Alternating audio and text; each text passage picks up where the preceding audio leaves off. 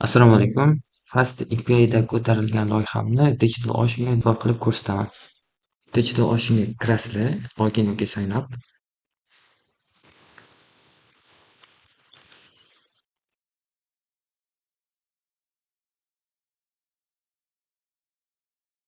Hop, Digital Ocean'ga kirdi.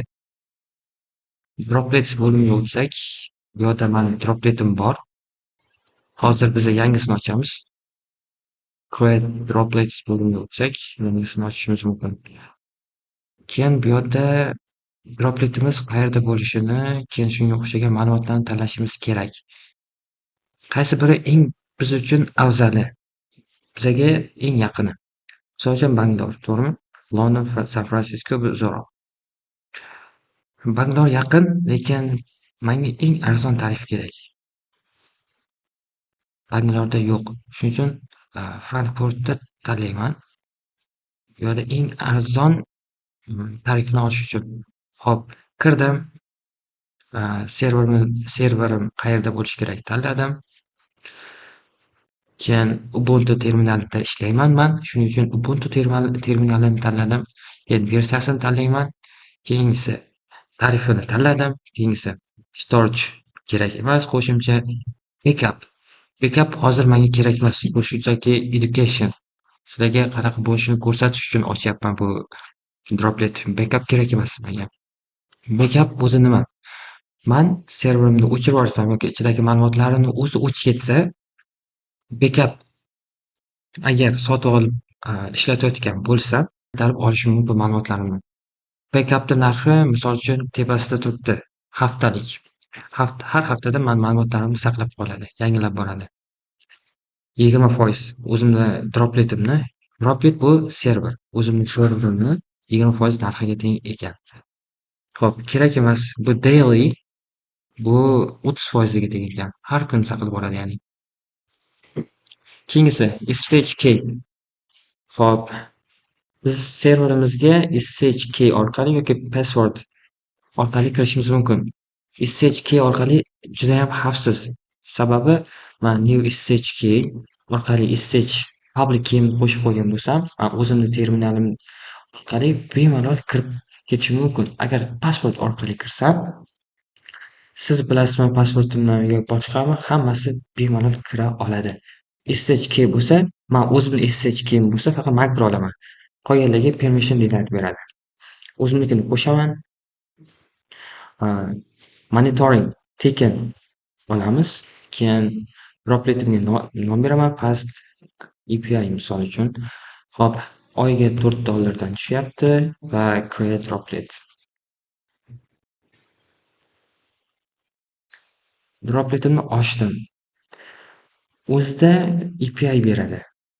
Yoki agar mani yoki sizlarni domenlaring bo'lsa, domenga dropletni ulab qo'yib ishlasanglar bo'ladi. Men hozir ulab ishlataman. Agar bo'lmasa, shunchaki dropletni o'ziga kirsanglar, tepasida API'ni o'zini olib SSH root add qilib, domenga serverlaringga kirishinglar mumkin bemalol. Hop, ochildi. Dropletda API manzili, no data, hali ichiga kirganimiz yo'q biz. Shuning uchun ma'lumotlari yo'q ichida. Endi dropletim bor. Hop. Networkingga o'tib, domenlarimga o'tib, o'zimni domenimga kirsam, tanlayman. Bu bilsanglar subdomen hisoblanadi. O'zimni domenim nomi sobirjon.cots bo'lsa, subdomen qo'shaman hozir. Avvalini o'chirib tashlay. Subdomen. Agar it yozsam, shunchaki o'zini create qilib beradi. Subdomen qo'shmaydi. Sobirjon.cots o'zi bo'ladi. Agar birorta nom yozayotgan bo'lsam, misol uchun API va dropletimni tanlasam, subdomen yozib beradi. Bu subdomen hisoblanadi. Xo'p, keyingi bosqich.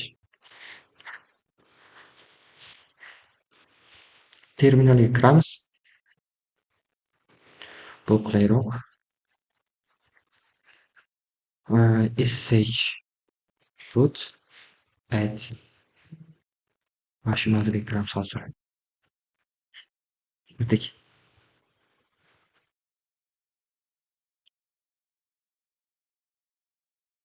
Yoki shunchaki uni o'zi bilan ham kirsak bo'ladi. Misol uchun mana Sage, Root, Pet. Uni unchalik ham farqi yo'q. Kirmoqchimisiz rostdan ham? Ha, chektirdim. iOS bu nima? iOS ichimizda mana shu joyda, manzilda folder bormi yoki fayl bormi ko'rsatib beradi. Ichida hozircha hech narsa yo'q. Ichiga loyihamni man deploy qilishim kerak. To'g'rimi? U uchun GitHub orqali olganimiz judayam yaxshi. O'zimni repozitoriyimga kiraman, blog sayt misol uchun. Bu FastAPI'da ko'tarilgan.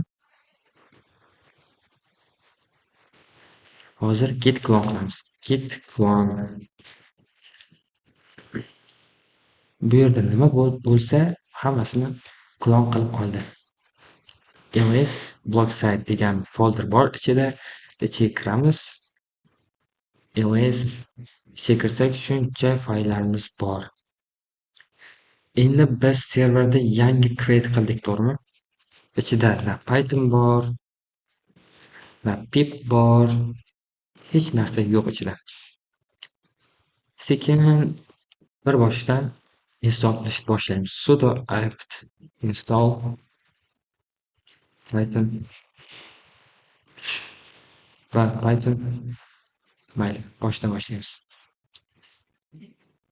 Python bor, to'g'rimi? Chiqib ketamiz. Endi virtual muhitda ochardik, to'g'rimi biz? -m, Python 3 -m, -m va .env qoladi. Lekin virtual muhitda ochish uchun ham avval uni install qilish kerak.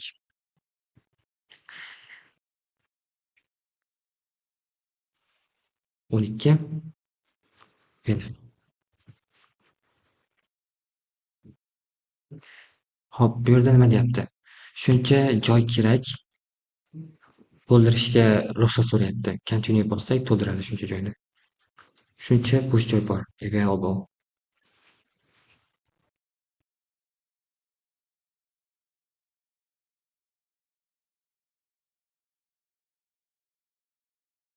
Xo'p, biza sh root add qilib manzilini yozib, API'ni yozib kirib ketdik, to'g'rimi? Hech qanaqa muammosiz kirdi. Lekin boshqa terminal yoki boshqa notebookda kirganimizda nima bo'lardi? Biz sh keyimizni qo'shib qo'yganmiz dropletga boshida, to'g'rimi?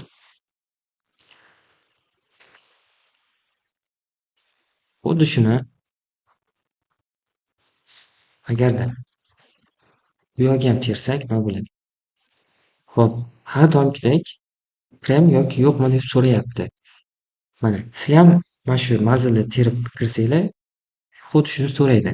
Yes bossanglar, lekin sizlarga permission denied beradi. Lekin mani o'zimni notebookimda, o'zimni terminalimda bermaydi. Sababi men bu sh keyda public keyimni qo'shib qo'yganman. Agar sizlarda bu bo'lmasa, sh keygen deb ochishinglar mumkin bemalol. Agar bilmasanglar, video ko'p, bu tutorial videolari juda ham ko'p internetda, YouTube'da o'rgansanglar bo'ladi. Xo'p. Keyingi bosqich bu virtual muhitda o'tkazdik, to'g'rimi? Buni ochamiz. Virtual environment. Ochdik. Endi activate qilamiz. Source benf bin activate. Bu activate bo'lganini belgisi. Biz Windowsda .benf shunaqa qilaylik, to'g'rimi? Script activate yozardik. Bu Ubuntu terminal, shuning uchun source.benf bin activate qilishimiz kerak. Activate qilishimiz uchun. Hammasi bo'ldi. Endi ls bosamiz yana. Bizda requirements.txt bor, to'g'rimi? Ichida bizga kerakli xonalarni nomi bor. Hammasini o'tkazib olishimiz kerak. Pip install -r requirements.txt.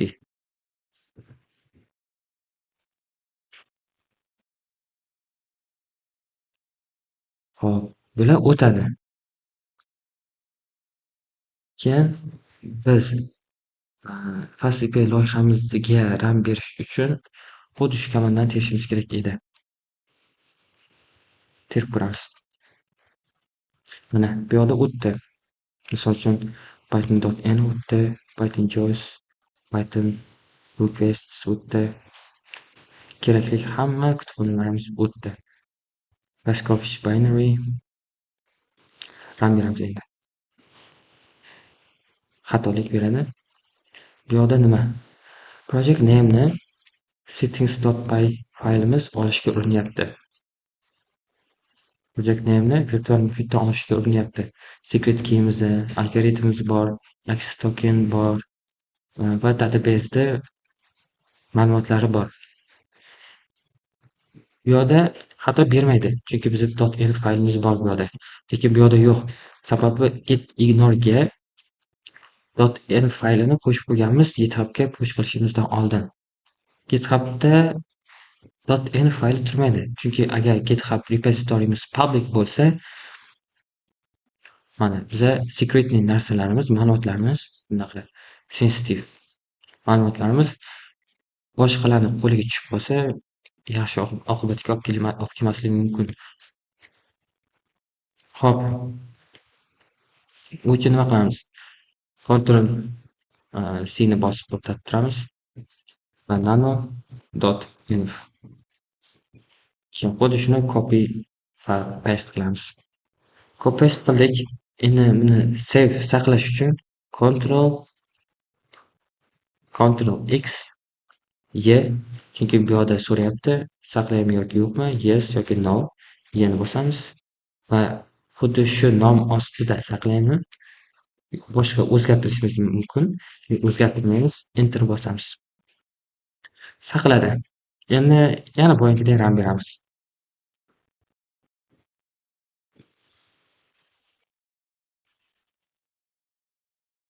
Ichiga kirsak, bizda API manzilimiz bu edi, to'g'rimi? Biza 8000-port ochgandik.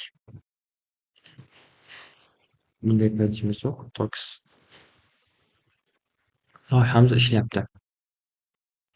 Mana. Okey. Hop. Agar buni to'xtatsak nima bo'ladi? To'xtatdik. Bu ishlamay qoladi. Buni doimiy RAM qilib turish kerak. U ham mayli. Mayli, shu RAM bo'lib turibdi deylik, xuddi shu turishda. Va biz endpointimizni ishlatmoqchi bo'lsak, ishlamaydi. Sababi bizda hali PostgreSQL yo'q, install bo'lmagan. U uchun sudo apt install PostgreSQL va PostgreSQL const rip.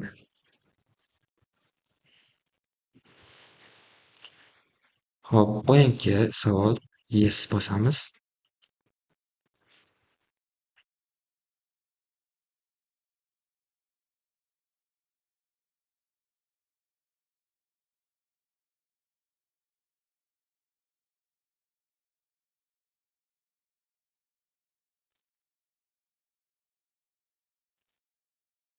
Hop, o'tdi hammasi joyida.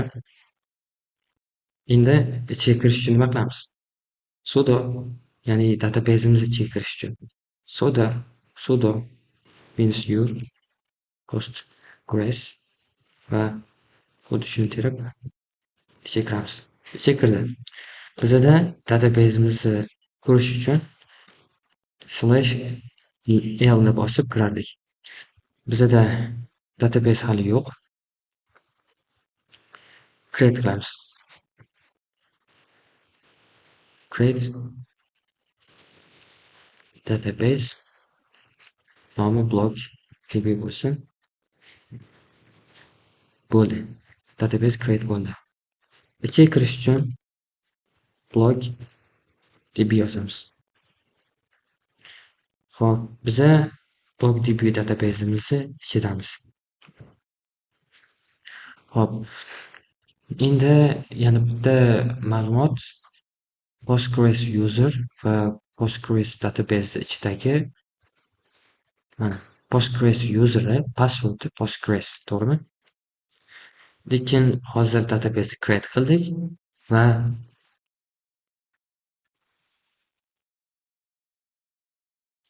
ls o'rganib qolibman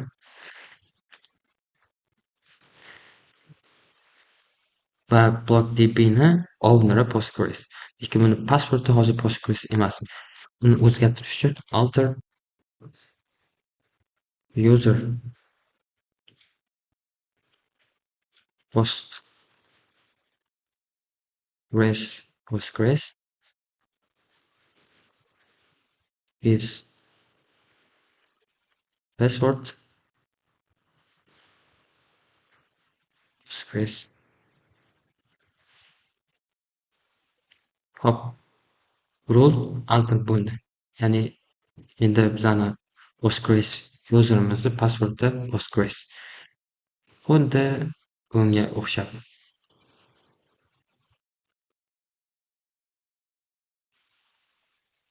Ketamiz.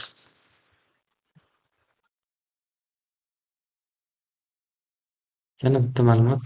Hozir .env ga kirishimiz kerak.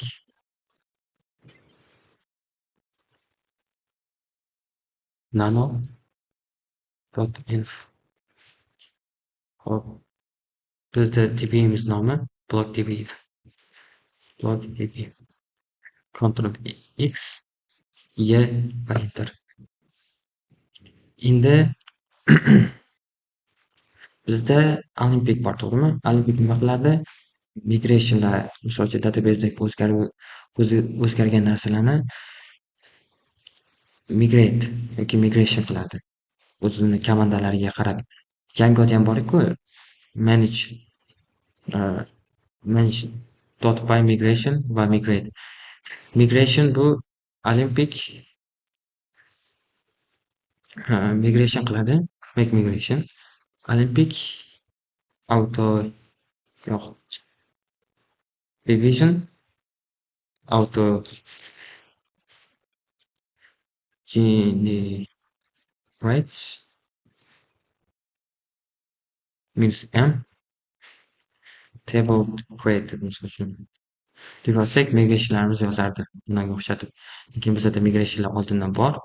Shunchaki biza GitHubdan klon qilganmiz, to'g'rimi? Shunda buni ham o'tgan version. Shunchaki bularni migrate qilsak bo'ldi. Migrate qanaqa qilamiz? Olympic upgrade head bo'ldi.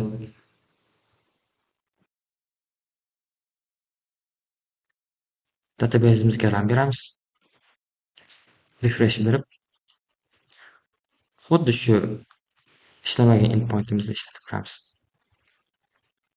User created successfully ishladi. Endi qilsak, bu yana ishlamay qoladi. Buni doimiy ishlatishimiz kerak. Keyin yana bir ma'lumot, bu biza shuncha paytdan beri terib kelyapmiz, to'g'rimi?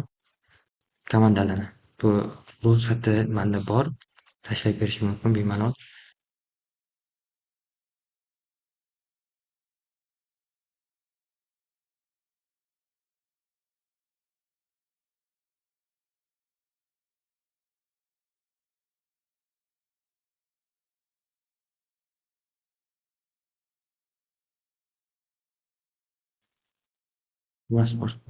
Boshidan boshlab sh root edit kirishdan to firewall o'rnatishgacha.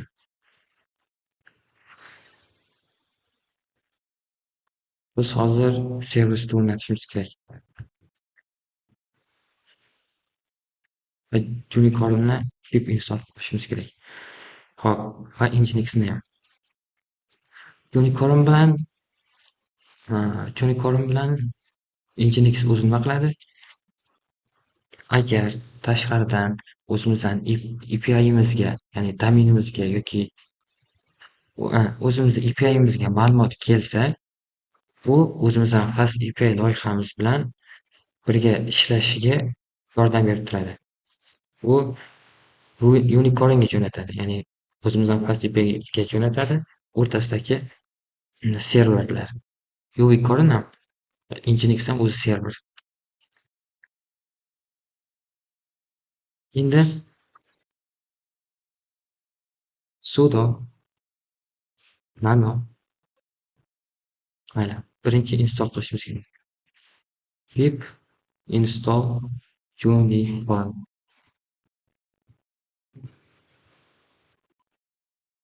va sudo apt install nginx. Xuddi bunga o'xshab.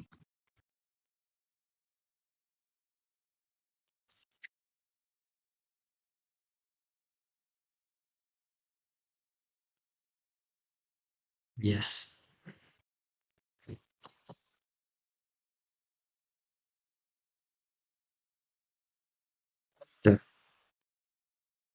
Endi keyingi bosqich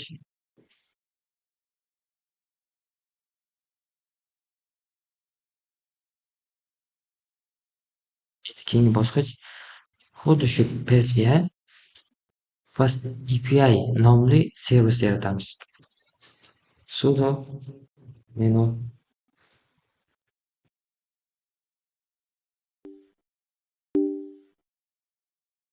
paste qilib uraman.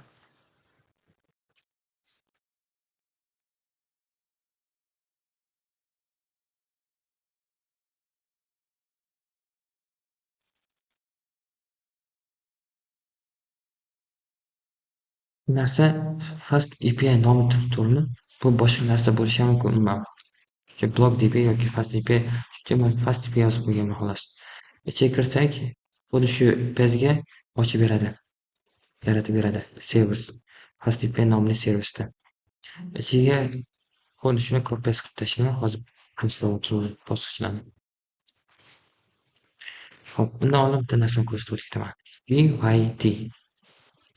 PYD hozir shu yergacha bo'lgan yo'lni ko'rsatadi. Root block site, to'g'rimi? Yana servisga kiramiz. Yana muhim narsa userda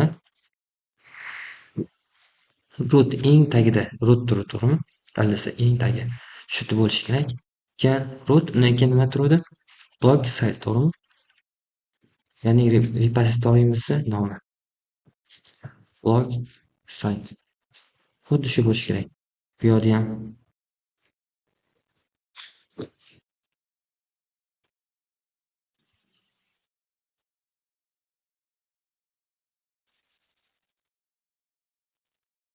block site. Lotfen Benjunicorn. Hop, bu yog'i worker, ya'ni parallel vaqtda nechta ish bajarilishi kerak. Ya'ni ishchilarimiz parallel ikkita vazifani bajara oladi. Bu yerda 4 ta yoki 5 ta yo 3 ta xohlaganimizcha yozishimiz mumkin. Bu bizani CPUni hajmi va o'zimizni xotiramizga qarab o'lchanadi. Bizga ikkita hozircha yetadi. Bu ko'rin, chunki bu oddiy test. Keyin bu yerda nima bo'lishi kerak? main ikkita nuqta app. Odatda xuddi shunaqa bo'ladi-da, default holatda. Ko'pincha deylik.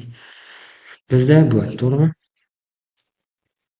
Bu app teng FastAPI deb yozamiz, to'g'rimi? Mana. App FastAPI. Xuddi shu yo'l kerak bizga.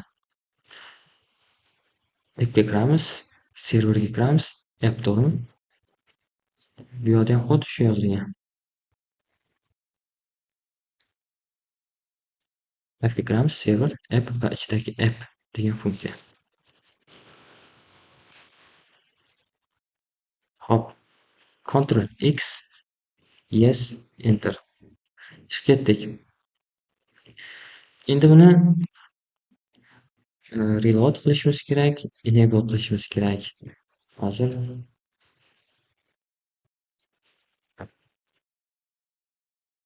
enable FastAPI. FastAPI nimaga bunaqa? Chunki bizning servisimiz nomi FastAPI. Agar bu yerda block site misol uchun bo'lsa, FastAPI nomi block site'ga o'zgargan bo'lishi kerak. Nomli servisimizni enable qilyapmiz. bosdik. Created bo'ldi. Hop, endi start qilamiz. Ishga tushiramiz. Endi statusini tekshiramiz. Hop, active, running. Hammasi joyida. Boya Nginx bilan Unicornni nimaligini tushuntirib berdim, to'g'rimi? Xuddi shunga o'xshab endi serverimizni yozishimiz kerak. Sudo nano mana Nginx ichida site available ichida fast bu ham fast API bo'la qolsin. Fast API nomli bitta server ochamiz. Fast API ochdik. Xo'p, buni ham copy paste qilaman.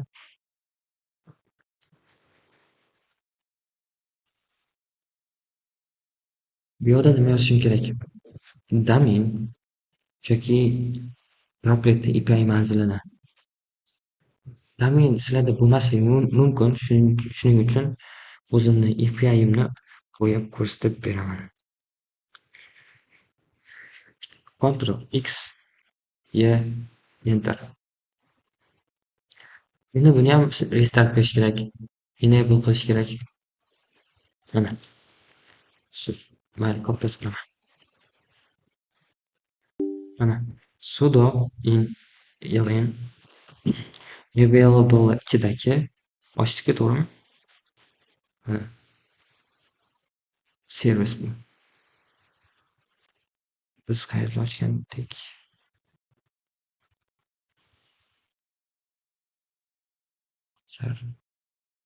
Mana. Fast API. Mana. Sites available, to'g'rimi? Nginx ichidagi bu ham xuddi shunaqa Nginx ichidagi sites available fast API nomi shunaqa bo'lishi kerak, ikkita bo'lgan. Agar sizlar nominglar boshqacha bo'lsa, uni o'zgartiringlar. Shuni enter bosamiz.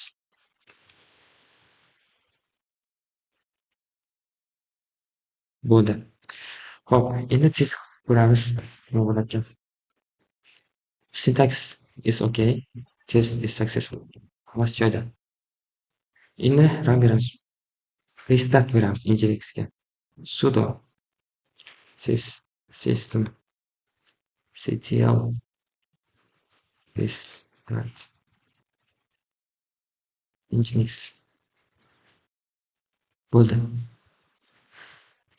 Boya refresh berganimizda ishlamagan, to'g'rimi? Yana beramiz. Endi ishlayapti.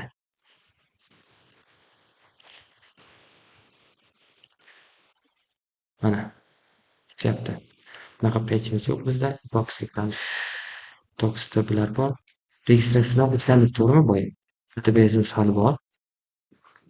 Mana pasportimiz strong st, to'g'rimi? Strong degani ya'ni string st. Strong string strong.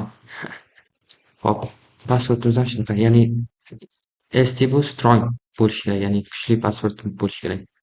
Execute bossak token chiqarib beradi. Hop, database ham ishlayapti, hammasi joyida. Endi bu yoqdan chiqib ketsak ham bemalol ishlayveradi.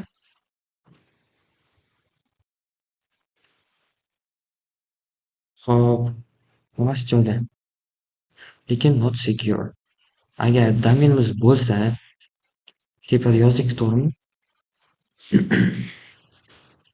Mana bu yozdik. Dropletda API manzilini yozdik. Xuddi shuni o'rniga men yozishim mumkin edi sobirjon.codes yoki API sobirjon.codes, to'g'rimi? Xuddi shuni domen orqali qilmoqchi bo'lsam, ulab qo'yganman-ku bu yerda, to'g'rimi? API sobirjon.codes ulab qo'yganman, bunmi yo'q. Enter bosamiz. Kiramiz. Xuddi o'sha faylga kirdi. Boya bu yoqda nima orqali kirganmiz? Bu yoqda ham bu API orqali kirganmiz. API'ni domenimga ulab qo'ydim. Ikkalasi ham bir xil. Hop, endi biz bu API orqali emas, biz keyingi bosqich sertifikat olmoqchimiz domenimizga. Sertifikat, ya'ni HTTPS, ya'ni HTTP Secure. Bizda ma'lumotlarimiz hozir HTTP da ishlaydi bu. Ma'lumotlarimiz keladimi, biz beramizmi, ketadimi? Paktlarimiz shifrlanmagan. Ya'ni kimdir qo'lga tushib qolsa, faktlarimiz, ma'lumotlarimiz, bu bemalol o'qiy oladi. Agar HTTPS bo'lsa shifrlangan. Har xil tushunarsiz bir string boradi ularga, ma'lumot boradi. Ya'ni ular tushunmaydi. Uni uni shifrda key bo'ladi. Key orqali uni yana haqiqiy inson o'qisa bo'ladigan bir tilga qaytarish kerak orqaga. Deshifrlash kerak. Ya'ni hop, domenimizni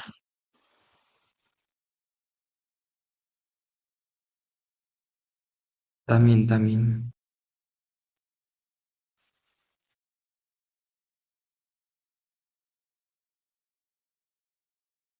yes bosdik. Restart beramiz bunga. Sudo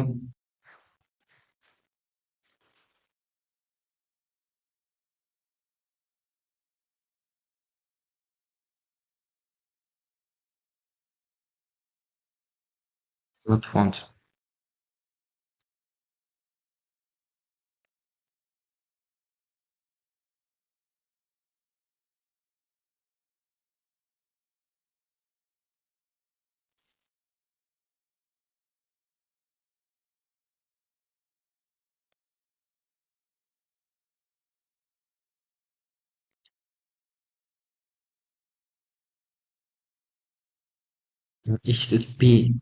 HTTP secure emas bizaniki. Shuning uchun kirolmayapti. HTTPS o'g'irlayapti. Hop. O'zgartirib qo'yamiz, hop. Misol uchun fast API'ni o'ziga. Fast API. Endi bu bo'ldi bizaniki. Ichiga kirib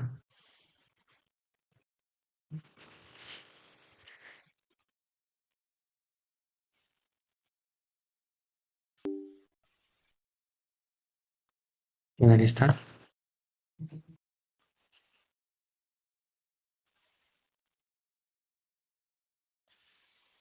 Mana ishlayapti. Endi keyingi bosqich nima? Keyingi bosqich sertifikat olish. Sertifikat olish uchun Certbot va Python 3 dagi Certbot Nginx'da o'tkazib olamiz eng yangi versiyasini.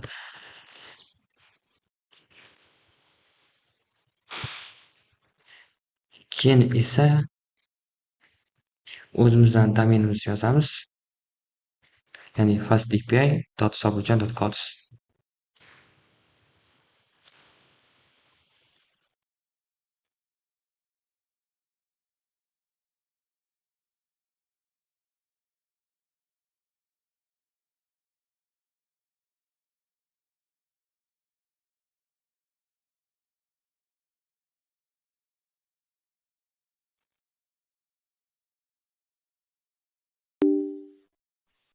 Domen nomini yozamiz. fastAPI sobirjon.codes.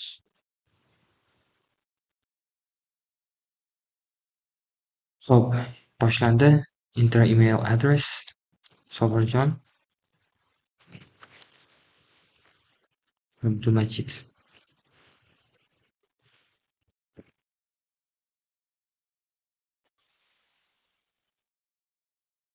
Tur yozib qo'ydim.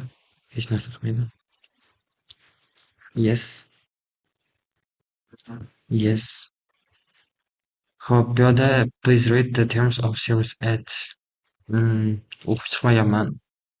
Xolislar o'qib chiqinglar, men o'qib chiqmayman lekin. Yes.